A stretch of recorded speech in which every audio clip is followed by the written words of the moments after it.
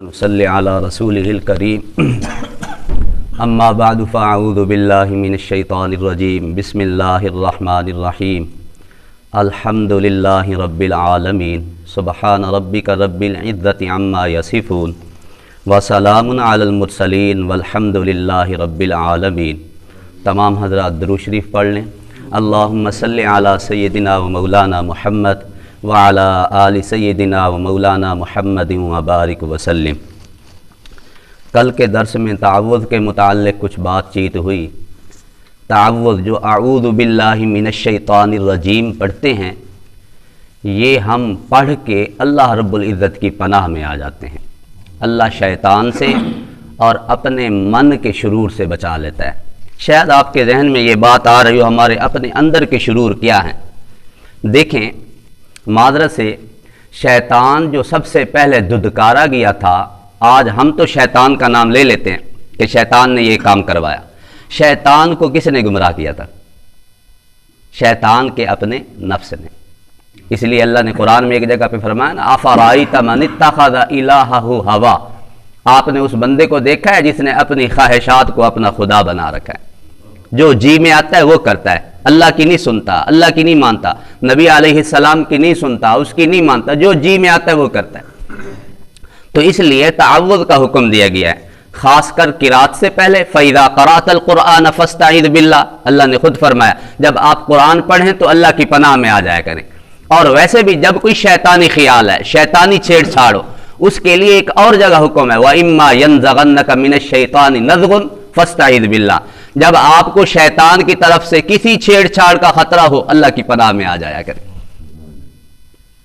तो इसलिए जब भी किसी नेकी के काम से हटने का खतरा हो, जब भी किसी बुराई में पड़ने का खतरा हो, या कुरान मजीद की तिलावत शुरू कर रहे हैं, तो अपने आप को लाज़िमन अल्लाह की पनाह में दिया करें। और हमारे हजरत जी जो फरमाया करते थे कि जिसने बुराई के ख्याल में हजरत यूसुफ की तरह मुआज़ल्लाह पढ़ा, अल्लाह रब्बुल इज़्ज़त उसको हर बुराई से बचा लेंगे। तो आज के दर्स में तस्मिया बिस्मिल्लाहिर रहमानिर रहीम। देखें, बिस्मिल्लाह में दो चीज़ें हैं, एक अल्लाह पे ईमान है, दूसरे नंबर पर अल्लाह पर भरोसा होता है। जो बंदा बिस्मिल्लाहिर रहमानिर रहीम पढ़ता है, एक तो वो अल्लाह पर ईमान लाता है कि अल्लाह मेरा तुझ पे ईमान है, दूसरे नंबर पर वो ये कहता है कि अल्लाह मैं तुझ पे भरोसा करके ये काम शुरू कर रहा हूं। तो ये इतना अजीम काम है, इसके लिए बिस्मिल्लाहिर रहमानिर रहीम पढ़ना, अल्लाह पर ईमान लाना और अल्लाह के भरोसे पर ही शुरू करना, ये बेहतरीन अमल है। इसलिए कुरान मजीद शुरू करने से भी पहले बिस्मिल्लाहिर रहमानिर रहीम पढ़ना जरूरी है। कदीम जमाने से लेकर आज तक मुसलमानों की तादाद कम रही है, कुफ्फार की तादाद ज्यादा रही है। अरब के जो मुशरिक थे, वो जब भी कोई काम शुरू करते जनाब, लात, मनात, उज़्ज़ा, हुबल, उनके नाम लेकर काम को शुरू करते थे। हजरत नूह अलैहिस्सलाम की कौम, उनके 5 बुत थे, वद, सुवा, यगूस, यऊक, नस्र, उनके नाम लेकर काम शुरू करते थे। जब इस्लाम का सूरज तुलू हुआ, अल्लाह ने फरमाया तुमने मेरा नाम लेकर काम शुरू करना है, किसी और बुत का नाम नहीं लेना, मेरा नाम लेकर काम शुरू करोगे, मेरे भरोसे मुझ पर एतमाद करके काम शुरू करेंगे, तो अल्लाह रब्बुल इज़्ज़त इस काम में बरकत डालेंगे, इस काम को पाए तकमील तक पहुंचाएंगे। और आज भी ईसाई, ये तो उस जमाने की बात है, ईसाई आज भी बाप, बेटा और रूहुल कुदस का नाम लेकर काम शुरू करते हैं। ये उनके 3 खुदा हैं गोया। तो हमें हुक्म है कि हम अल्लाह का नाम लेकर काम शुरू करें। और मेरे नबी अलैहिस्सलाम पर जो पहली वही आई, इक़रा बिस्मि रब्बिकल्लज़ी खलक़, पढ़ अपने रब के नाम से। अब देखें ना, रब के नाम का पहले हुक्म दिया गया, अपने रब का नाम लेकर पढ़ो। सूरतुल आला में है, वज़करा अस्म रब्बिही फसल्ला, अपने रब का नाम लिया फिर नमाज पढ़ी। कितना प्यारा अमल है, वज़करा अस्म रब्बिही फसल्ला। इसी तरह सूरत मुज़म्मिल में है, वज़कुर इस्म रब्बिक, अपने रब का नाम लीजिए। इसी तरह हदीस में है, हर वो ज़ीशान काम जिसको बिस्मिल्लाह से शुरू ना किया जाए वो बेबरकत होता है। इसी तरह यह भी आता है, जिस खुतबे के शुरू में बिस्मिल्लाह ना पढ़ी जाए वो जुज़ामी बंदे की तरह होता है जिसके हाथ पंगल सड़ चुके हों। काम शुरू किया, बिस्मिल्लाह नहीं पढ़ी, تو حدیث میں اس طرح فرمایا گیا جزامی بندے کی طرح جس کے ہاتھ پاؤں گل سڑ چکے ہیں. اب جس کے ہاتھ پاؤں گلے سڑے ہوئے ہوں کیا وہ کام پایا تکمیل تک پہنچا پائے گا؟ تو اس لیے ہمیں حکم ہے ہر کام شروع کرنے سے پہلے بسم اللہ الرحمن الرحیم پڑھیں. اور ذیشان کام، پیارا کام، اچھا کام. یہ بھی سماعت فرما لیں، فقہائے کرام نے لکھا ہے اگر کوئی برائی سے پہلے بسم اللہ پڑھے گا اور جان بوجھ کر پڑھے گا، حتیٰ کہ فقہا نے ایک مسئلہ لکھا ہے جو شراب پینے سے پہلے بسم اللہ پڑھتا ہے کافر ہو جاتا ہے. غلط کیا اس نے، گندا کام کر رہا ہے، اس سے پہلے بسم اللہ پڑھ رہا ہے. ہاں ہمیں یہ حکم ہے کہ جو اچھے کام ہیں، گھر میں جا رہے ہیں بسم اللہ، دعا یہی ہے، گھر سے باہر نکل رہے ہیں بسم اللہ توکلت علی اللہ، گھر میں داخل ہو رہے ہیں اللہم انی اسألک خیر المولج و خیر المخرج بسم اللہ ولجنا و بسم اللہ خرجنا وعلی اللہ ربنا توکلنا، بسم اللہ بسم اللہ بسم اللہ، سبحان اللہ، اللہ کا نام لے لے کے. اور اللہ کے نام کی برکت سنیں. ایک حدیث میں آتا ہے کہ اللہ کا ایک دفعہ نام لینے سے 40 سال قیامت مؤخر ہو جاتی. حاجی صاحب، ایک دفعہ اللہ کا نام لینے سے 40 سال قیامت مؤخر ہو. جب آخری دفعہ اللہ کا نام لیا جائے گا نا اس کے بھی 40 سال بعد قیامت آئے گی. اب بسم اللہ کی برکت دیکھیں، وضو کر رہے ہیں نا بسم اللہ الرحمن الرحیم پڑھنا ہے. اور ایک حدیث میں آتا ہے جس نے وضو کے شروع میں بسم اللہ والحمدللہ پڑھا، پھر سماعت فرمائے، جس نے وضو کے شروع میں بسم اللہ والحمدللہ پڑھا جب تک باوضو رہے گا فرشتے اس کا اجر لکھتے رہیں گے. اللہ کے نام کی یہ برکت. تو بسم اللہ الرحمن الرحیم. اب ایک مسئلہ یہ چلتا ہے کہ یہ بسم اللہ یہ قرآن مجید کا حصہ ہے، جزو ہے یا نہیں. بسم اللہ الرحمن الرحیم یہ جو شروع میں لکھی ہوئی ہے یہ قرآن مجید کا حصہ جزو ہے یا نہیں. فقہا فرماتے ہیں کہ جو سورۃ النمل کی آیت ہے، ایک دفعہ قرآن مجید میں بسم اللہ لکھی ہوئی ہے، سورۃ النمل کے اندر 30 نمبر کی آیت ہے انہ من سلیمان و انہ بسم اللہ الرحمن الرحیم. اس کے متعلق تو تمام فقہا متفق ہیں کہ یہ قرآن مجید کا حصہ ہے. اس لیے فقہا کہتے ہیں اگر علیحدہ سے بسم اللہ لکھی ہوئی ہو، چونکہ یہ قرآن مجید کا حصہ ہے اس لیے بے وضو آدمی اس کو ہاتھ نہ لگائے، گریز کرے. جنبی آدمی اور حیض و نفاس والی عورت، ناپاک آدمی جس پر غسل لازم ہے وہ اس کو پڑھے بھی نہ. ہاں جس طرح کل عرض کیا تھا کہ یہ ذکر کی بھی ایک قسم ہے، اگر ذکر کے طور پر کوئی پڑھنا چاہتا ہے تو پڑھنے کی اجازت ہے. ناپاک آدمی ذکر کر سکتا ہے، سبحان اللہ پڑھ سکتا ہے، استغفر اللہ پڑھ سکتا ہے، درود شریف پڑھ سکتا ہے، بسم اللہ پڑھ سکتا ہے، تعوذ پڑھ سکتا ہے ذکر کی نیت سے. اور اگر قرآن مجید کی نیت سے اس کو پڑھنا چھونا پھر ناپاک آدمی نہیں پڑھ سکتا، بے وضو آدمی پڑھ سکتا ہے، ہاتھ نہیں لگا سکتا. اور جو سورت کے شروع میں بسم اللہ ہے، سورت فاتحہ کے شروع میں بسم اللہ، سورت بقرہ کے شروع میں بسم اللہ، آگے سورت آل عمران اس کے شروع میں بسم اللہ، سورت نساء کے شروع میں بسم اللہ، سورت 114 صورتیں سوائے سورت توبہ کے سب کے شروع میں بسم اللہ ہے. اس کے متعلق امام ابو حنیفہ رحمہ اللہ تعالی نے جو قرآن و حدیث سے سمجھا ہے ان کے ہاں یہ ہے کہ یہ بسم اللہ الرحمن الرحیم قرآن مجید کا حصہ نہیں ہے جو سورت کے شروع میں. یہ صرف اور دو صورتوں کے درمیان فرق کرنے کے لیے پتہ چل جائے کہ یہ ایک صورت ختم ہو گئی دوسری صورت شروع ہو گئی. اب ایک مسئلہ اور چلتا ہے کہ نماز کے اندر ہم بسم اللہ وہ کس طرح پڑھیں. نماز کے متعلق حکم ہے ہم پہلی رکعت میں کھڑے ہوئے سبحانک اللہ پڑھا، اس کے بعد جس طرح قرآن میں آیا فَإِذَا قَرَأْتَ الْقُرْآنَ فَاسْتَعِذْ بِاللَّهِ اعوذ باللہ پڑھیں گے. قرآن شروع کر رہے ہیں نا، الحمدللہ قرآن ہے، اعوذ باللہ پڑھیں گے. اور پھر بسم اللہ الرحمن الرحیم پڑھنا بھی سنت ہے. کیوں؟ ذیشان کام ہے، قرآن والا کام ہے، قرآن کی ابتدا کر رہے ہیں، بسم اللہ کو پڑھنا اب سنت ہے.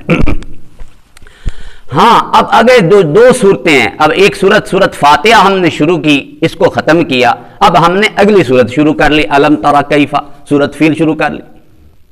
اب بسم اللہ الرحمن الرحیم پڑھنا مستحب ہے، پڑھ لیں تو ثواب ہے، نہ پڑھیں تو نماز میں کوئی کمی اور فطور نہیں ہے. اس کو پڑھ بھی لیں تو اچھا ہے، نہ پڑھیں تو نماز میں کمی نہیں ہے کسی چیز.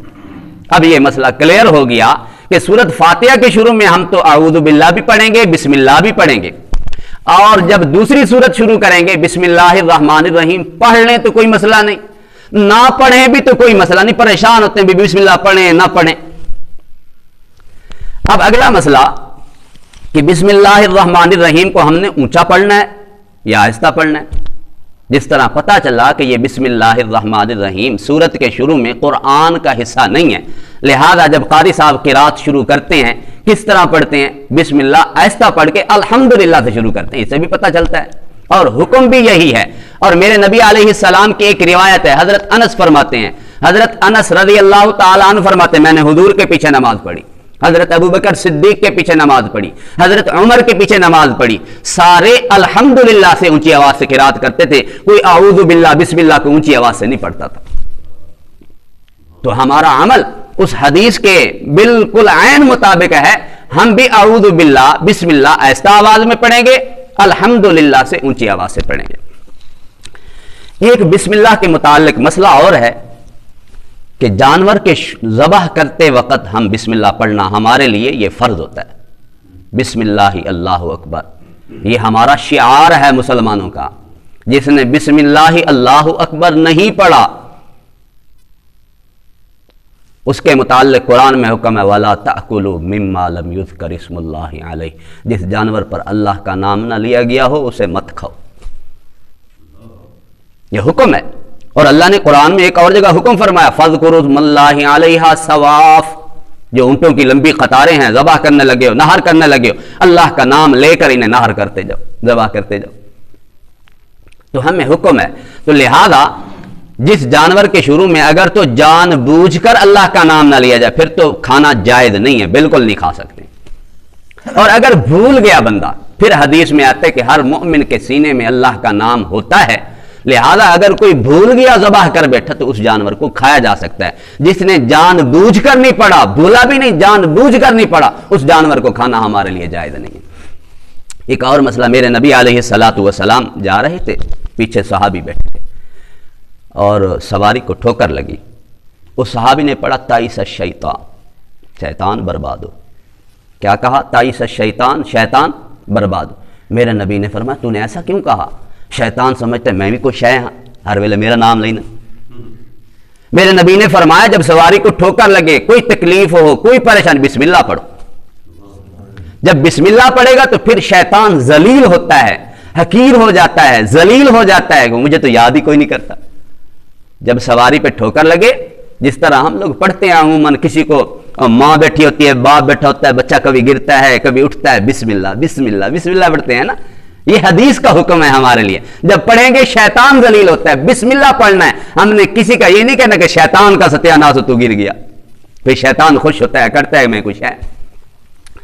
اور اسی طرح میرے نبی علیہ السلام نے کھانے کے شروع میں، میرے نبی کی ایک زوجہ ہیں حضرت ام سلمہ، ان سے میرے نبی نے نکاح کیا، ان کی اولاد بھی تھی۔ ایک عمر ابن ابی سلمہ تھے، چھوٹے سے تھے، میرے نبی کی تربیت میں تھے۔ ایک دفعہ کھانا تیار ہو گیا، عمر ابن ابی سلمہ ایسے جیسے محمد بیٹھے دور بیٹھے تھے، کھانا آگے پڑا تھا، دور سے ہی ایسے ہاتھ کیا۔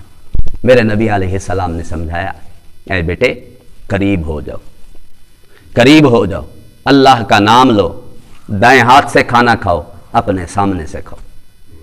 تو کھانا کھاتے ہوئے میرے نبی نے 4 ادب سکھائے۔ ایک تو کھانے کے قریب ہو کر بیٹھنا ہے، دوسرے نمبر پر میرے نبی نے فرمایا کہ اللہ کا نام لے کر بسم اللہ الرحمن الرحیم پڑھ کے کھانا کھانا ہے، اور تیسرے نمبر پر اپنے دائیں ہاتھ سے کھانا ہے، چوتھے نمبر پر اپنے سامنے سے کھانا ہے۔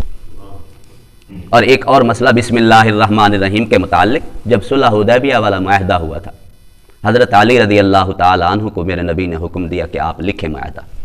حضرت علی رضی اللہ تعالیٰ عنہ نے لکھا بسم اللہ الرحمن الرحیم۔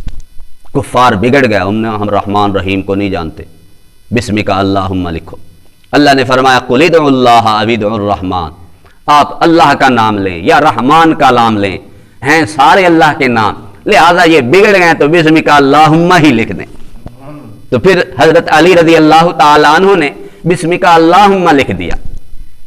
تو بسم اللہ الرحمن الرحیم ہم اپنا معمول بنا لیں، جب بھی کوئی کام شروع کریں بسم اللہ الرحمن الرحیم پڑھیں، ہر اچھے کام کے شروع میں، کھانا کھانے کے شروع میں، سواری پر سوار ہوتے ہوئے یہ حکم ہے نا، بسم اللہ مجریہا و مرساہا۔ گھر میں جا رہے ہیں تو بسم اللہ ولجنا ہے، گھر سے باہر آ رہے ہیں تو بسم اللہ ہے۔ تو لہذا ہم ہر ذیشان کام کے شروع میں بسم اللہ الرحمن الرحیم پڑھنے کا معمول بنائیں۔ اللہ رب العزت ہمیں عمل کی توفیق نصیب فرمائے۔ وآخر دعوانا الحمدللہ۔